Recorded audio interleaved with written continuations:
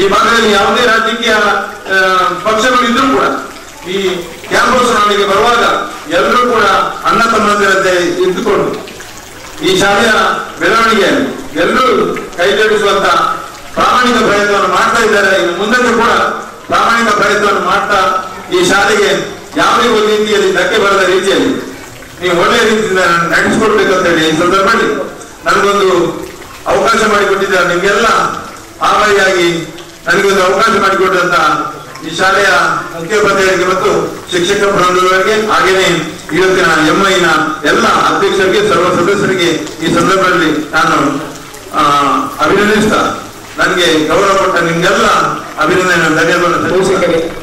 ತಮಗೆ ಕೊಟ್ಟಂತಹ ಏನು ನೋಟ್ ಪುಸ್ತಕ ಪರಿಕರಗಳಿವೆ ಅದನ್ನು ಜೋಪಾನವಾಗಿ ಇಟ್ಕೊಳ್ಳೋದು ನಿಮ್ಮ ಕೆಲಸ. ಯಾಕಂದ್ರೆ ಅವರು ಬೇಕಾಬಿಟ್ಟು ಹಣ ಇದ್ದು ಕೊಟ್ಟದಲ್ಲ, ಎಲ್ಲ ಸೇರಿ ಹಣ ಕೂಡಿಸಿ ಈ ಮಕ್ಕಳಿಗೆ ಕೊಡಬೇಕು, ಈ ಭಾಗದ ಮಕ್ಕಳು ವಿದ್ಯಾಭ್ಯಾಸದಲ್ಲಿ ಮುಂದೆ ಬರಬೇಕು ಎನ್ನುವ ದೃಷ್ಟಿಯಲ್ಲಿ ಕೊಟ್ಟಿದ್ದಾರೆ. ಪೋಷಕರು ಇದನ್ನು ಅರ್ಥ ಮಾಡಿಕೊಳ್ಬೇಕು, ವಿದ್ಯಾರ್ಥಿಗಳು ಕೂಡ ಆ ಕೊಟ್ಟಂತಹ ನೋಟ್ ಪುಸ್ತಕಗಳನ್ನ ಜೋಪಾನವಾಗಿಟ್ಟು ಉಪಯೋಗಿಸ್ಬೇಕು, ಅದಕ್ಕೆ ಬೈಲ್ಗಳನ್ನ ಹಾಕಬೇಕು, ಎಲ್ಲ ಕಂಪಸ್ ಬಾಕ್ಸ್ ಅದನ್ನೆಲ್ಲ ಕೊಟ್ಟಿದ್ದಾರೆ. ಬಹಳ ಸಂತೋಷವಾಯಿತು. ಎಲ್ಲ ಕೆಲವೊಂದು ಕಡೆಗಳಲ್ಲಿ ಇಂತಹ ಒಂದು ವ್ಯವಸ್ಥೆಯನ್ನು ಮಾಡ್ತಾರೆ ವಿದ್ಯಾಭ್ಯಾಸಕ್ಕಾಗಿ. ಈ ಶಾಲೆಗೆ ಕಳೆದ ಮಾರ್ಚ್ ಅಲ್ಲಿ ನಾವು ಇನ್ಸ್ಪೆಕ್ಷನ್ಗೆ ಬಂದಿದ್ದೆವು, ಶಾಲಾ ತಪಾಸಣೆಗೆ ಇಲಾಖಾ ವತಿಯಿಂದ ಬಂದು ಎಲ್ಲ ದಾಖಲೆಗಳನ್ನು ನೋಡುವಾಗ ಅತಿ ಉತ್ತಮವಾದ ದಾಖಲೆಗಳನ್ನ ಇಟ್ಟಿದ್ದಾರೆ. ಎಲ್ಲ ಆರ್ಥಿಕವಾಗಿ ಆಗಲಿ, ಹಾಜರಿಯಾಗಲಿ, ಇನ್ನಿತರ ಟಿಸಿಗಳಾಗಲಿ ಅತಿ ಉತ್ತಮವಾದ ಒಂದು ವ್ಯವಸ್ಥೆ ಇದೆ.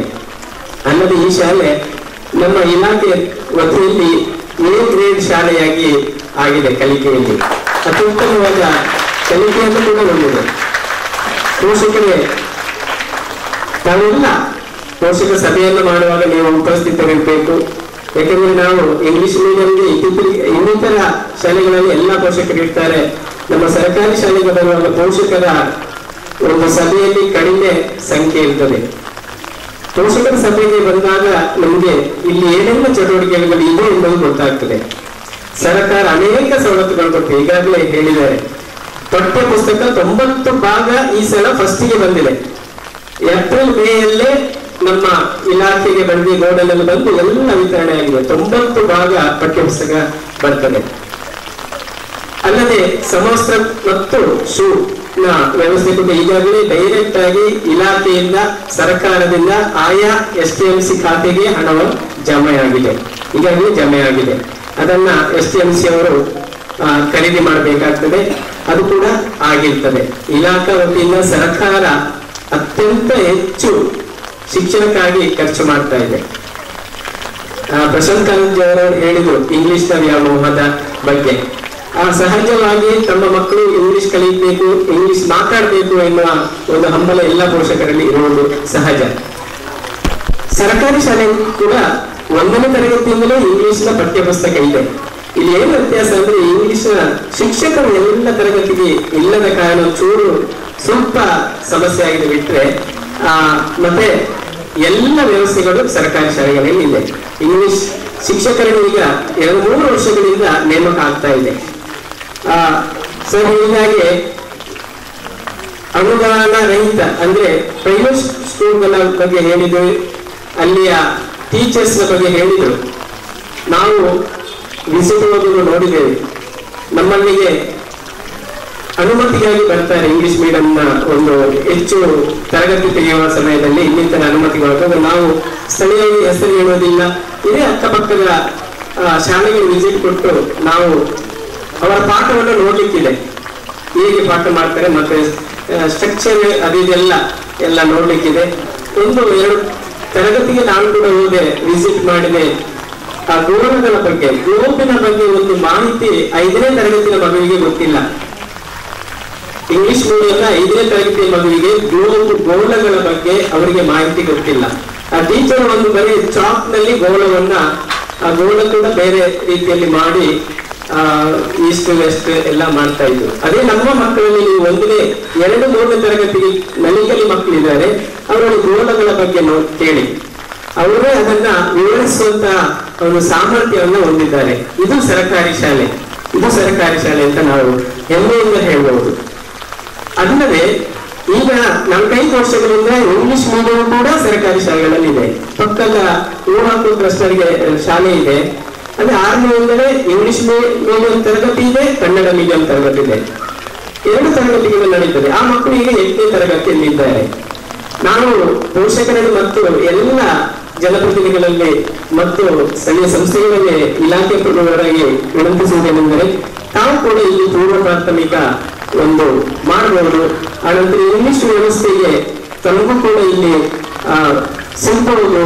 ಜನಪ್ರತಿನಿಧಿಗಳು ಮತ್ತು ನೀವು ಸಹಕಾರ ನೀಡಿದ್ರೆ ಇಲಾಖೆ ಉತ್ತಮವಾಗುವಂತ ನನ್ನ ಒಂದು ಭಾವನೆ. ಯಾಕೆಂದ್ರೆ 4-5 ಶಾಲೆಗಳಲ್ಲಿ ಈಗಾಗಲೇ ಆಗಿದೆ. ಇಂಗ್ಲಿಷ್ ಮೀಡಿಯಂನ ಪೂರ್ವ ಪ್ರಾಥಮಿಕದಲ್ಲಿ ಅತಿ ಹೆಚ್ಚು ಮಕ್ಕಳಿದ್ದಾರೆ. ಅಲ್ಲಿ ಇಂಗ್ಲಿಷ್ ಅಂತ ಹೇಳುದಿಲ್ಲ, ಅದು ಪೂರ್ವ ಪ್ರಾಥಮಿಕ ಅಂತ ಇಟ್ಟು ಅದನ್ನೇ ಹೆಚ್ಕಲ್ ಆಗ್ಲಿ, ಇರಾ ಶಾಲೆ ಆಗ್ಲಿ ಅನೇಕ ಶಾಲೆಗಳಿದೆ ಸರ್ಕಾರಿ ಶಾಲೆ. ಅಲ್ಲಿ ಇಂಗ್ಲಿಷ್ನ ಒಂದು ವ್ಯವಸ್ಥೆ ಕೂಡ ಇದೆ. ಪ್ರಸ್ತಾವನೆಯನ್ನು ಕಳಿಸುತ್ತೇವೆ. ಈ ಶಾಲೆಯಿಂದ ಮುಂದಿನ ದಿನಗಳಲ್ಲಿ ಇದು ಅನುಷ್ಠಾನ ಮಾಡುವಾಗಿ ಬಾಗಿಲಲ್ಲಿ ಒಂದು ಕಟ್ಟಡ ಆಗುವ ಆಲೋಚನೆಯಲ್ಲಿ ಈ ಶಾಲೆಯ ಒಂದು ಮಕ್ಕಳಿಗೆ ಭಾಗ್ಯ ಅಂತ ಹೇಳಲಿಕ್ಕೆ ನಾನು ಮುಂದಿನ ದಿನಗಳಲ್ಲಿ ಹೇಳಲಿಕ್ಕೆ ಇಚ್ಛೆ ಪಡ್ತೇನೆ. ಹಾಗೂ ಈ ಸರ್ಕಾರಿ ಶಾಲೆಯಲ್ಲಿ ಕಲಿತರೆ ಮಕ್ಕಳು ಏನು ಹಾಗೂ ಇಂಗ್ಲಿಷ್ ಮೀಡಿಯಂನಲ್ಲಿ ಕಲಿತರೆ ಮಕ್ಕಳಿಗೆ ಏನು ಹೆಚ್ಚು ಕಮ್ಮಿ ಏನಿಲ್ಲ. ಸರ್ಕಾರಿ ಶಾಲೆಯಲ್ಲಿ ಇಂಗ್ಲಿಷ್ ಮೀಡಿಯಂ ಇದೆ. ನಾವು ಸಹ ಈ ಸರ್ಕಾರಿ ಶಾಲೆಯಲ್ಲಿ ಕಲಿತವರು ಒಳ್ಳೆ ಡಾಕ್ಟರ್ ಆಗಿ ಒಳ್ಳೆ ಇಂಜಿನಿಯರ್ ಆಗಿ ಸರ್ಕಾರಿ ಶಾಲೆಯಲ್ಲಿ ಕಲಿತು ಹೋಗ್ತಾರೆ. ಸರ್ಕಾರಿ ಶಾಲೆ ಏನು ಕೀಳ್ಮಟ್ಟ ಏನಲ್ಲ, ನಮ್ಮ ಭಾವನೆ ಅದು. ಹೀಗೆ ಒಂದು ಬೇಷನ್ ಅಂತ ಹೇಳಿಕ್ಕೆ ನಾವು ಇಂಟರ್ವ್ಯೂ ಪಡ್ತೇವೆ. ಇಂಗ್ಲಿಷ್ ಮೀಡಿಯಂಗೆ ಕಲಿಬಹುದು. ಒಬ್ಬ ಕಲಿಸಿದರೆ ನಾನು ಕಲಿಸಿದ್ರೆ ನಾನು ಸ್ವಲ್ಪ ಸುಮಾರಾಗ್ತೇನೆ, ನಾನು ಅವನಿಂದ ಸ್ವಲ್ಪ ಜನ ಸುಮಾರಾಗ್ತೇನೆ ಅಂತ ಹೇಳಿ ಒಬ್ಬೊಬ್ಬರು ಕಳಿಸಿಕೊಡೋದು ಅಷ್ಟೇ ಅಲ್ಲದೆ ಮತ್ತೇನಿಲ್ಲ. ಸರ್ಕಾರಿ ಶಾಲೆಗೆ ಒಳ್ಳೆ ಶಾಲೆಯಲ್ಲಿ ವಿದ್ಯೆಯನ್ನು ಕೊಡುವ ನಮ್ಮ ಈ ಶಾಲೆಯಲ್ಲಿ ನಮ್ಮ ಒಳ್ಳೆ ನುರಿತ ಶಿಕ್ಷಕರು ಇದ್ದಾರೆ. ಸಾಮಾಜಿಕ ಮಹತ್ವ ಆಗಿರ್ಬೋದು, ಮತ್ತೆ ಮತ್ತೊಬ್ಬರು ನಮ್ಮ ಸಿಸ್ಟರ್ ಎಲ್ಲರೂ ಇಲ್ಲಿ ಒಳ್ಳೆ ಶಿಕ್ಷಣ ಕೊಡ್ತಾರೆ. ಇಲ್ಲಿ ಒಳ್ಳೆ ಮಕ್ಕಳು ಇದ್ದಾರೆ. ಆದ್ರೂ ಇದೊಂದು ನಮ್ಮ ಸಂತೋಷದ ವಿಷಯ. ಮುಂದಿನ ದಿನಗಳಲ್ಲಿಯೂ ಸಹ ಈ ಶಾಲೆ ಒಳ್ಳೆ ಉತ್ತಮ ನಮ್ಮ ತಾಲೂಕಿನಲ್ಲಿ A-grade ಶಾಲೆ ಅಂತ ಈ ಮಕ್ಕಳ ಸಂಖ್ಯೆ ಏರಲಿ. ಈ ಶಾಲೆ ಮುಂದಿನ ದಿನಗಳಲ್ಲಿ ಈ ಪಠ್ಯಪುಸ್ತಕ ಕೊಡುವಂತ ಹೋಗಿ ಈ ಸಂಸ್ಥೆ ಮುಂದಿನ ದಿನಗಳಲ್ಲೂ ನಿರಂತರವಾಗಿ ಕೊಡಲಿ ಅಂತ ಹೇಳುತ್ತಾ ಇಲ್ಲಿ ಸೇರಿರುವಂತಹ ಎಲ್ಲ ನನ್ನ ತೊಂದು ಮಿತ್ರರಿಗೆ ನಾನು ಅಭಾರಿಯಾದ ಅಭಿನಂದನೆಯನ್ನು ಸಲ್ಲಿಸುತ್ತಾ ನನಗೆ ಮಾತನಾಡಲು ಅವಕಾಶ ಕೊಟ್ಟಂತ ನಿಮಗೆಲ್ಲರಿಗೂ ವಂದಿಸುತ್ತಾ ಎಲ್ಲರ ಒಂದು ಆಶೀರ್ವಾದ ಪಡೆದು ಈ ವೇದಿಕೆಯಲ್ಲಿ ಒಂದು 2 ಮಾತನಾಡಲಿಕ್ಕೆ ಅವಕಾಶ ಕೊಟ್ಟರು. ಆ ರೀತಿಯಿಂದ ನಾನು ಒಂದೆರಡು ಮಾತನಾಡ್ತೇನೆ. ಮೊದಲಾಗಿ ಹೇಳಿದ್ದೇನೆಂದರೆ ನಮ್ಮ ಹಿರಿಯರು ಹೇಳಿದ ಇಂಗ್ಲಿಷ್ ಮೀಡಿಯಂ ಶಾಲೆಯ ವಿಷಯದಲ್ಲಿ ಒಂದು ಹೇಳಿದರು. ಅದು ಇಂಗ್ಲಿಷ್ ಮೀಡಿಯಂ ಶಾಲೆಯಲ್ಲಿ ಕಲಿತವರಿಗೆ ಅದು ಮಕ್ಕಳು ದೊಡ್ಡಾದ ಮೇಲೆ ಡಾಕ್ಟರ್ ಇಂಜಿನಿಯರ್ ಆಗ್ತಾರೆ. ಆ ಇಂಗ್ಲಿಷ್ ಮೀಡಿಯಂ ಕಲಿತ ಸ್ಥಳದಲ್ಲಿ ಅವರು ಸಹ ಅವರ ತಂದೆ ತಾಯಿಯನ್ನು ಸಹ ನೋಡುತ್ತಾರೆ. ಲಾಸ್ಟಿಗೆ ಅವರು ಡಾಕ್ಟರ್ ಆಗಿ ಇಂಜಿನಿಯರ್ ಆಗಿ ಇಂಗ್ಲಿಷ್ ಶಾಲೆಯ ಕಲಿತ ಮಕ್ಕಳ ತಂದೆ ತಾಯಿ ಕೆಲವು ನನಗೆ ಅನುಭವ ಇದೆ, ಗೊತ್ತಿದೆ. ಲಾಸ್ಟ್ ಅವರ ತಂದೆ ತಾಯಿಯವರು ಅನಾಥಾಶ್ರಮದಲ್ಲಿ, ಇವರು ಅಮೆರಿಕದಲ್ಲಿ. ಈ ಕನ್ನಡ ಮೀಡಿಯಂ ಶಾಲೆಯಲ್ಲಿ ಕಲಿತರೆ ಅವರು ನೆಲದಲ್ಲಿ ಕೂತ್ಕೊಂಡು ಈ ಬೆಂಚಿಯಲ್ಲಿ ಕಷ್ಟದಿಂದ ಕೂತ್ಕೊಂಡು ಕಲಿತ ಮಕ್ಕಳು ಅವರ ತಂದೆ ತಾಯಿಯನ್ನು ಯಾವಾಗಲೂ ಗುರುತ ಇಡ್ತಾರೆ. ಅದಕ್ಕೆ ಬೇಕಾಗಿ ಕನ್ನಡ ಶಾಲೆಯಲ್ಲಿ ಕಲಿಬೇಕು. ಎಲ್ಲರೂ ಹಿರಿಯರು ಹೇಳಲಿಕ್ಕೆ ಕಾರಣ ಹೀಗೆ ದೊಡ್ಡ ಆಫೀಸರು, ದೊಡ್ಡ ಇಂಜಿನಿಯರು, ರಾಜ್ಯದ ಮಟ್ಟದಲ್ಲಿ ದೊಡ್ಡ ದೊಡ್ಡವರು, ಜನಾರ್ದನ ಪೂಜಾರಿ ಅವರು, ಅಬ್ದುಲ್ ಕಲಾಂ ಅವರು, ಇಂಥವರೆಲ್ಲ ಕನ್ನಡ ಮೀಡಿಯಂ ಸ್ಕೂಲಲ್ಲಿ ಕಲಿತು ಒಳ್ಳೆ ಉನ್ನತ ಸ್ಥಾನವನ್ನು ಪಡೆದ ಒಂದು ನೀವೆಲ್ಲರೂ ಕೇಳಿರುವ ಒಂದು ವಿಷಯ. ಅದೇ ರೀತಿ ನಮ್ಮ ಈ ಪಾಣೇಲ ಶಾಲೆಯಲ್ಲಿ ಇಲ್ಲಿಂತ ಜನಸಂಖ್ಯೆ ಸ್ಕೂಲ್ನಲ್ಲಿ ಮಕ್ಕಳು ಯಾವ ಶಾಲೆಯಲ್ಲಿ ಈಗ ಕಾಣುವುದಿಲ್ಲ. ಯಾಕಂದ್ರೆ ಪಾಣೇಲ ಒಳ್ಳೆ ಅಲ್ಲಿ ಪ್ರದೇಶದ ಒಳಗೆ ಇರುವಂತಹ ಶಾಲೆಯಲ್ಲಿ ಇಷ್ಟು ಮಕ್ಕಳು ಬರುವುದು. ಅದೇ ಶಿಕ್ಷಕರು, ಮಾಸ್ಟರ್, ಟೀಚರ್ಸ್ ಅವರು ಒಳ್ಳೆ ಇದರಲ್ಲಿದ್ದಾರೆ. ಅದೇ ರೀತಿ ಮಕ್ಕಳು ಸಹ ನೀವು ಕಲಿಯುವಾಗ ನಮ್ಮ ಟೀಚರ್ಸ್ ಅವರು ಮಾಸ್ಟರನ್ನು ಯಾವಾಗಲೂ ಗೌರವಿಸಬೇಕು, ಗುರುತಿಸಬೇಕು. ನಾವು ಈ ಶಾಲೆಯಿಂದ ಬಿಟ್ಟು ಬೇರೆ ಶಾಲೆಗೆ ಹೋಗುವಾಗ ಅವರು ಒಳ್ಳೆ ರೀತಿಯಲ್ಲಿ ಮಾತನಾಡಿ ಸೆಂಡ್ ಆಫ್ ಮಾಡಿ ಅವರು ಎಲ್ಲಿ ಕಂಡರೂ ಸಹ ನಮಸ್ಕಾರ ಸರ್ ಅಂತ ಒಂದು ಗೌರವ ಯಾವಾಗಲೂ ಕೊಡಬೇಕು. ಅದು ನಮ್ಮ ಮೊದಲಾಗಿ. ನಾವು ಇಲ್ಲಿ ಕರೆದು ಬೇರೆ ಶಾಲೆಯಲ್ಲಿ ಹೋಗಿ ಬಂದ ನಮ್ಮ ಟೀಚರ್ನೆಲ್ಲ ಕಂಡ್ರೆ ಗುರುತ ಸಿಗುವುದಿಲ್ಲ. ಈಗ ಹಿರಿಯರನ್ನು ಕಂಡದಲ್ಲಿ ಗೌರವಿಸಿದಲ್ಲ. ಈಗಿನ 8-9 ಕ್ಲಾಸ್ ಮಕ್ಕಳು ಈಗ ದೊಡ್ಡ ಮಾತನಾಡುವುದಲ್ಲ ದೊಡ್ಡ ದೊಡ್ಡದು. ಏಕೆ ಅಂದ್ರೆ ಮೊದಲಾಗಿ ನಾವು ರೆಸ್ಪೆಕ್ಟ್ ಕಲಿಬೇಕು. ಶಾಲೆಗೆ ಹೋಗುವುದು ಹೇಗೆ, ಬರುವುದು ಹೇಗೆ, ತಂದೆ ತಾಯಿ ಹತ್ರ ಹೇಗೆ ಮಾತನಾಡಬೇಕು, ಅಕ್ಕಪಕ್ಕದವರ ಹತ್ರ ಹೇಗೆ ಮಾತನಾಡಬೇಕು, ಗಣ್ಯ ವ್ಯಕ್ತಿ ಒಂದು ವೇದಿಕೆಗೆ ಬಂದರೆ ಅವರನ್ನು ಹೇಗೆ ಗೌರವಿಸಬೇಕು, ಅವರು ಯಾವ ಸ್ಥಳದಲ್ಲಿ ಕೂರಿಸಬೇಕಂತ ನಾವು ಮೊದಲಾಗಿ ಕಲಿಯಬೇಕು. ನಾವು ಇಂಗ್ಲಿಷ್ ಮೀಡಿಯಂ ಅಲ್ಲ, ಏನು ದೊಡ್ಡ ಡಾಕ್ಟರ್ ಆಗಿ ಏನು ಪ್ರಯೋಜನ ಇಲ್ಲ. ಮೊದಲಾಗಿ ರೆಸ್ಪೆಕ್ಟ್ ಕೊಡ್ಲಿಕ್ಕೆ ಕಲಿಯಬೇಕು. ಅದು ಅವನ ದೊಡ್ಡ ವಿದ್ಯೆ ಅಂದ್ರೆ ಅದು. ಒಂದು ಅಕ್ಕಪಕ್ಕದವರು ಬಂದ್ರೆ ಯಾವ ಧರ್ಮದನ್ನು ನೋಡದೆ, ಜಾತಿ ಭೇದ ಭಾವನೆ ಇಲ್ಲದೆ, ಹಿರಿಯವನು ದೊಡ್ಡವನು ಎಲ್ಲ ಭಾವನೆ ಇಲ್ಲದೆ ಕೊಂಡು ಆ ಗೌರವವನ್ನು ತೋರಿಸಬೇಕು. ಆ ಗೌರವವನ್ನು ನಮ್ಮ ಮುಸ್ಲಿಂ ಸಂಘಟನೆ ಈ ವೇದಿಕೆಯಲ್ಲಿ ತೋರಿಸಿದ್ದಾರೆ. ಯಾವ ಧರ್ಮದನ್ನು ಬಿಡದೆ, ಯಾವ ಸಂಘವನ್ನು ಅಧ್ಯಕ್ಷರನ್ನು ಬಿಡದೆ ಎಲ್ಲರನ್ನು ಗೌರವಿಸಿ ಇಲ್ಲಿ ಕರೆದು ಕೂತ್ಕೊಂಡಿಸಿದರೆ ಇದು ದೊಡ್ಡ ಒಂದು ಕೆಲಸ. ಅದೇ ರೀತಿ ನಮ್ಮ ಕೆಲಸ ಈ ಪುಸ್ತಕ ಕೊಡುವಾಗ ವಿಷಯದಲ್ಲಿ ನಾವು ಈ ಓಟದ ವಿಷಯದಲ್ಲಿ ಸಹ ಹೇಳಿದ್ದೇನೆ. ನಮ್ಮ ಬ್ಲಾಕ್ ಅಧ್ಯಕ್ಷರ ಪರವಾಗಿ ನಾನು ಮಾತನಾಡ್ತೇನೆ. ಏಕೆಂದರೆ ಕಾಂಕ್ರೀಟ್ ಮಾಡಿಕೊಡ್ತೇನೆ, ಅದು ಕೆಲಸ ಆಗ್ತಾ ಇದೆ. ಹೌದು, ಇನ್ನು ನೆಕ್ಸ್ಟ್ ಅಂದ್ರೆ ಈ ಸಲ ನಿಮ್ಮ ಮುಂದೆ ಹೇಳಿದ್ದೇನೆ, ನಮ್ಮ ಅಧ್ಯಕ್ಷರ ಇಲ್ಲಿ SSC ತನಕ ಆಗ್ಬೇಕು ಅಂತ ನಮ್ಮ ತುಂಬಾ ಆಸೆ ಇದೆ. ಅದು ಸಹ ಈ ಸಲ ನಮ್ಮ ಶಾಸಕರ ಹತ್ರ ಮಾತನಾಡಿ ಅವರಿಗೆ ಕೂಡ ನಾಲ್ಕು ಒಳ್ಳೆ ಸಿಗ್ಬೋದು ನಮ್ಮೆಲ್ಲ ದುರಾಶ್ವಾದಿಂದ ಅವರ ಹತ್ರ ಸಹ ಹೇಳಿ ನಾವು ಈ 10ನೇ ಕ್ಲಾಸ್ ಮಾಡಬೇಕು. ಅದೇ ರೀತಿ ಜಿಲ್ಲಾ ಪಂಚಾಯತಿಗೆ ಸದಸ್ಯರಾದ ಮಮತಾ ಗಟ್ಟಿ ಅವರು ವೇದಿಕೆಗೆ ಬರ್ತಾ ಇದ್ದಾರೆ. MI ಅವರ ಪರವಾಗಿ ನಾನು ಸ್ವಾಗತಿಸ್ತೇನೆ. ಅದೇ ರೀತಿ ಈ ಒಂದು ಕಾರ್ಯಕ್ರಮಕ್ಕೆ ಆಗಮಿಸಿದ್ದಾರೆ ಯುವ ಮುಖಂಡ. ಈ ಒಂದು ಸುಸಜ್ಜಿತ ಪೇಂಟಿಂಗ್ ಕಂಡ್ರೆ ಅದು ಅವರಿಂದಾಗಿ ಅನೇಕ ಸಹಕಾರ ಇದೆ. ಈಗಾಗಲೇ ನಮ್ಮ ರಸ್ತೆ ಇಲ್ಲಿ ಸುಸಜ್ಜಿತವಾದ ಒಂದು ಕಾಂಕ್ರೀಟ್ ರಸ್ತೆ, ಬಹುಶಃ ನಮ್ಮ ಈ ಪಳ್ಳದಿಂದ ಅಲ್ಲಿ ನಮ್ಮ ಪ್ಯಾರಿಸ್ ಕಾಲೇಜ್ವರೆಗೆ ಮಾನ್ಯ ಸಚಿವರ ಮೊದಲಿನ ಸಚಿವರು, ಅಲ್ಲಿ ಶಾಸಕರು ಮಾನ್ಯ UT ಖಾದರ್ ಸಹಕಾರದಿಂದ ಕೂಡ ಆಗಿದೆ. ಅದಕ್ಕೆ ಕೂಡ ನಮ್ಮ ಕಾಜವರು, ಮಮತಾ ಗಟ್ಟಿಯವರು, ಸಂಬಂಧಪಟ್ಟ ಎಲ್ಲರೂ ಕೂಡ ಅದಕ್ಕೆ ಒತ್ತಡ ಹಾಕಿ ಒಂದು ಸುಸಜ್ಜಿತವಾದಂತಹ ಒಂದು ರಸ್ತೆಯನ್ನು ಕೂಡ ಇಲ್ಲಿ ನಿರ್ಮಾಣ ಕೂಡಲೇ ಆಗ್ತಾ ಇದೆ. ಈ ಒಂದು ಸಹಕಾರ ಅದಕ್ಕಾಗಿ ನಮ್ಮ ಕಾಜವರು, ಪಂಚಾಯತ್ ಅಧ್ಯಕ್ಷರು, ಜಿಲ್ಲಾ ಪಂಚಾಯತ್ ಸದಸ್ಯರು ಎಲ್ಲರೂ ಕೂಡ ನಮಗೆ ಪೂರ್ಣ ಸಹಕಾರ ಕೊಟ್ಟಿದ್ದಾರೆ. ಈಗ ಕೊನೆಗೆ ನಮ್ಮ ಶಾಲೆ ಮಕ್ಕಳಿಗೆ ಏನು ಬೇಕು ಅಂತ ಕೇಳಿದಾಗ ಆಟೋಟಕ್ಕೆ ಉಪಕರಣ ಕಡಿಮೆ ಉಂಟು ಅಂತ ಗಮನಕ್ಕೆ ತಂದಾಗ ಅದಕ್ಕೆ ಕೂಡ ಅವರು ಮೇಜಿನಲ್ಲಿ ಇಟ್ಟಾಗ ಎಲ್ಲ ಆಟೋ ಉಪಕರಣಗಳನ್ನು ಕೂಡ ನಮಗೆ ಕೊಡಿಸುವಲ್ಲಿ ಕಾರಣಕರ್ತರಾಗಿದ್ದಾರೆ.